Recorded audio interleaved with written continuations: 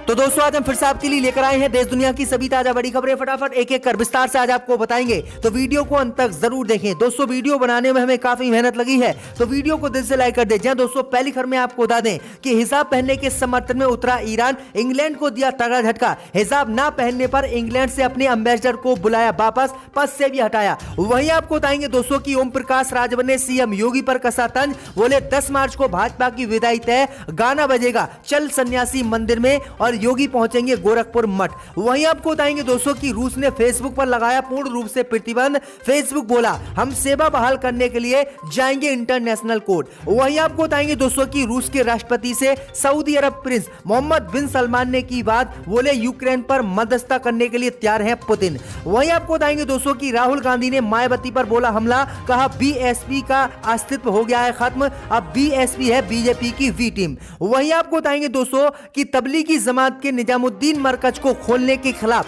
Supreme court पहुंची केंद्र की मोदी सरकार, कहा किसी भी कीमत पर निजामुद्दीन मरकज को नहीं खोलने देंगे। तो दोस्तों सभी खबरों को आपको एक एक कर बताने वाले हैं। वीडियो को लाइक कर चैनल को सब्सक्राइब कर दें और हमें कमेंट में बताएं कि आपके जिले किस राज्य से हमारी खबरों को देख रहे हैं।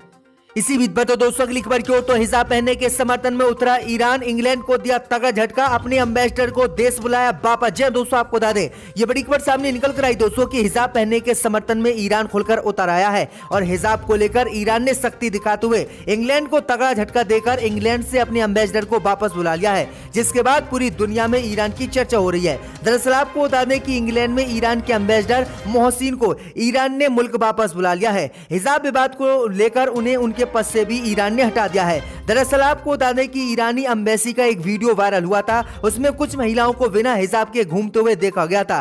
वहीं आपको बता दें कि इंग्लैंड स्थित ईरानी एम्बेसी में हुई पार्टी के इस वीडियो के बाद एम्बेसडर को ईरान ने वापस बुला लिया। सोशल मीडिया पर इसके कई वीडियो वायरल हुए थे। ईरान की सरकार ने इस पर आपत्ति जताई और महिलाओं से सिर क्यों नहीं ढका रखा था, ये बातें एम्बेसडर से पूछी। वहीं आपको बता दें कि ईरान की सरकार ने एम्बेसडर से पूछा कि जब आप पार्टी ईरानी एम्बेसी में कर रहे थे तो आखिरकार महिला हिजाब क्यों नहीं पहने हुए थी, इसीलिए हम आपको आपके पद से हटाते हैं और आप देश वापस आ जाओ। तो ये बड़ी अपडेट आई दोस्तों की सख्त कार्रवाई ईरान ने हिजाब पहनने को लेकर की है। इसी बीच पर तो दोस्तों अगली खबर की ओर, तो ओम प्रकाश राजभर ने योगी पर कसा तंज, बोले 10 मार्च को बीजेपी की विदाई तय, गाना बजेगा चल सन्यासी मंदिर में। जय दोस्तों आपको बता दें कि उत्तर प्रदेश में छठे चरण का मतदान हो चुका है और 7वें चरण के लिए 7 मार्च को वोटिंग होगी। वोटिंग से पहले ही सभी राजनीतिक दलों ने अपनी पूरी ताकत चुनाव प्रचार में झोंक दी है। इसी क्रम में सोहेलदेव भारतीय समाज पार्टी के अध्यक्ष ओम प्रकाश राजभर ने प्रदेश के मुख्यमंत्री योगी आदित्यनाथ और भारतीय जनता पार्टी को आड़े हाथ लेते हुए तीखा तंज कसा है। उन्होंने कहा है कि 10 मार्च को सुबह 10 बजे भाजपा का जाना तय और फिर गाना बजेगा चल सन्यासी मंदिर में और योगी आदित्यनाथ मठ में जाकर पूजा करेंगे और प्रदेश ने उन्हें नकार दिया है। तो ये बड़ा हमला ओम प्रकाश राजभर ने योगी आदित्यनाथ पर बोला है। इसी बीच में तो दोस्तों अगली खबर की ओर, तो यूक्रेन के राष्ट्रपति ने छोड़ा देश, यूक्रेन के राष्ट्रपति देश छोड़कर पहुंचे पोलैंड। जी दोस्तों आपको बता दें ये बड़ी खबर सामने निकल कर आई दोस्तों कि यूक्रेन की राजधानी कीव में रूसी सैनिकों की ताबड़तोड़ कार्रवाई जारी है। इस बीच रूसी मीडिया ने दावा किया है कि यूक्रेन के राष्ट्रपति जेलेंस्की ने यूक्रेन छोड़ दिया है और वह पोलैंड पहुंच गए हैं। शुक्रवार को रूसी मीडिया ने दावा किया है कि यूक्रेन के राष्ट्रपति जेलेंस्की ने देश छोड़ दिया है और पोलैंड में जाकर शरण ले ली है। हालांकि रूसी दावे पर अभी यूक्रेन की कोई भी प्रतिक्रिया नहीं आई है। बताते चलें कि कुछ दिन पहले भी रूसी मीडिया ने दावा किया था कि जेलेंस्की ने रूस जो है यूक्रेन छोड़ दिया है।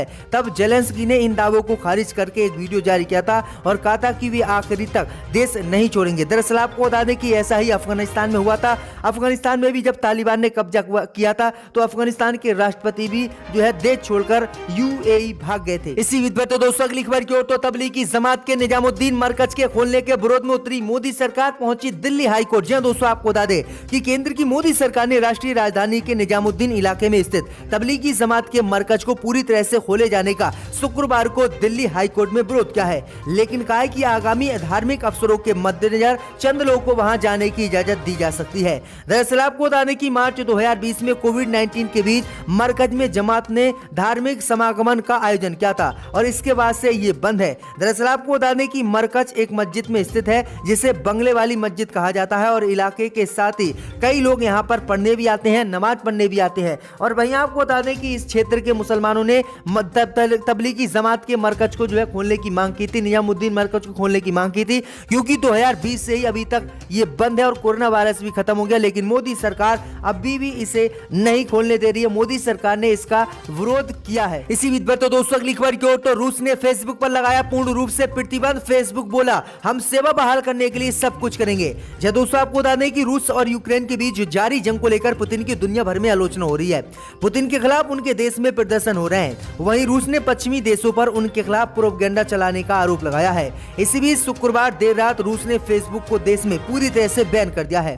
देश की मीडिया नियामक संस्था ने कहा है कि फेसबुक रूस के खिलाफ दुष्प्रचार पूरी दुनिया में कर रहा है, इसलिए हम फेसबुक पर बैन लगा रहे हैं। दरअसल आपको बता दें कि रूस की सरकारी सेंसरशिप ने फेसबुक पर रूसी मीडिया के साथ भेदभावपूर्ण रवैया अपनाने का भी आरोप लगाया है। नियामक ने दावा किया है कि फेसबुक ने कई राज्य मीडिया आउटलेट के खातों तक पहुंच को प्रतिबंधित उन्हें किया है और हमारे संघीय कानून का उल्लंघन किया है, इसलिए फेसबुक के खिलाफ हमें यह कदम उठाना पड़ा है। वहीं आपको बता दें कि रूस के द्वारा फेसबुक पर प्रतिबंध लगाए जाने के बाद फेसबुक ने रूस को ही चेतावनी दी है और कहा है कि हम सेवाओं को बहाल करने के लिए सब कुछ करेंगे। इसी बीच पर तो दोस्तों अगली खबर की ओर, तो राहुल गांधी ने मायावती पर बोला बड़ा हमला, बीएसपी को बताया बीजेपी की वी टीम। जी दोस्तों आपको बता दें कि पूर्व कांग्रेस अध्यक्ष राहुल गांधी ने मायावती पर आज बड़ा हमला बोला है। राहुल गांधी ने कहा है कि उत्तर प्रदेश में बहुजन समाज पार्टी का राजनीतिक अस्तित्व समाप्त हो गया है और वह भारतीय जनता पार्टी की वी टीम बनकर रह गई है। उन्होंने समाजवादी पार्टी पर पुलिस थानों में दखल अंदाजी करने और गुंडागर्दी का आरोप भी लगाया।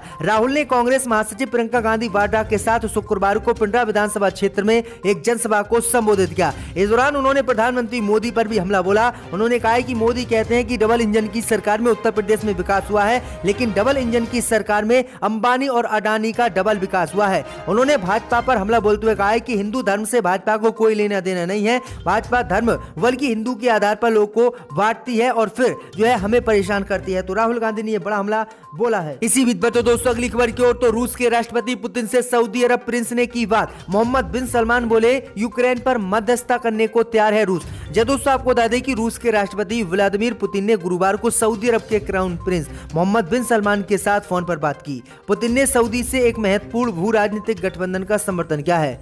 पुतिन की सऊदी से बात ऐसे समय हुई है जब पश्चिमी प्रतिबंध रूस की अर्थव्यवस्था को प्रभावित कर रहे हैं। यूक्रेन पर पुतिन के आक्रमण ने रूस को दशकों की तुलना में आर्थिक रूप से अधिक अलग थलग कर दिया है। रूस के कई बैंक वैश्विक वित्तीय प्रणाली से कट गए हैं और व्यापारी इसके तेल शिपमेंट को संभालने के लिए अनिच्छुक दिख रहे हैं। वही आपको बता दें कि सऊदी अरब के प्रिंस ने दावा किया है कि मैंने जब पुतिन से बात की है तो पुतिन यूक्रेन पर मध्यस्थता करने के लिए बिल्कुल तैयार होंगे। तो ये बड़ी अपडेट आई दोस्तों। इसी बीच पर तो दोस्तों अगली खबर की ओर, तो बीजेपी पर बरसे मुलायम सिंह यादव, बोले गरीबों के लिए इस सरकार में सुविधा नहीं।